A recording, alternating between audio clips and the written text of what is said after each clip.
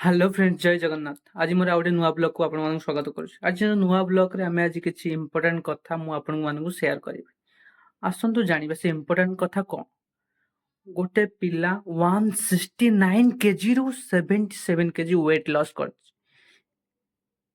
169ରୁ 77 KG. କେମିତି ସେ weight loss ଏତେ କେଜି ୱେଟ୍ ଲସ୍ କେମିତି ସେ କରିପାରିଲା? ଆସନ୍ତୁ ଆଜି ମୋର ଏ ବ୍ଲଗରେ ଆପଣମାନଙ୍କୁ ଦେଖେଇବି ତାର ଛୋଟ ଛୋଟ ଯୋଉ ଫାଷ୍ଟ ଷ୍ଟାର୍ଟିଂ ଯୋଉ ଭିଡ଼ିଓ ସବୁ ଷ୍ଟାର୍ଟିଂରୁ ଭିଡ଼ିଓ ଛୋଟ ଛୋଟ ଭିଡ଼ିଓ ସବୁ ଅଛି ଆପଣମାନଙ୍କୁ ସେ ସେୟାର କରିବି। ଆପଣମାନେ ଦେଖନ୍ତୁ ସେ ଭିଡ଼ିଓ କେମିତି ସେ ଏତେ କେଜି ଏତେ ୱେଟ୍ ଥିଲା ଯେ ଏବେ ଆଉ ସେ କେମିତି ଅଛି। ଏବେକା ଭିଡ଼ିଓ ବି ଆଡ୍ କରିଛି ଆପଣମାନେ ଦେଖନ୍ତୁ ସେ କେମିତି ଥିଲା ଏବେ କେମିତି ଅଛି। ଯଦି ଆପଣମାନେ ବି ଚାହୁଁଛନ୍ତି ଆପଣମାନଙ୍କ ୱେଟ୍ ବି ଅଧିକା ଅଛି 100 କେଜି ଏଭବ୍ ଅଛି ତାହେଲେ ଡେରି କ'ଣ ପାଇଁ?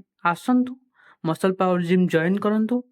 ଆଉ ଯଦି ମୋଟା ଅଛନ୍ତି ପତଳା ହୁଅନ୍ତୁ, ବଡି ଫିଟନେସ୍ ନେଇକି ଯାଆନ୍ତୁ।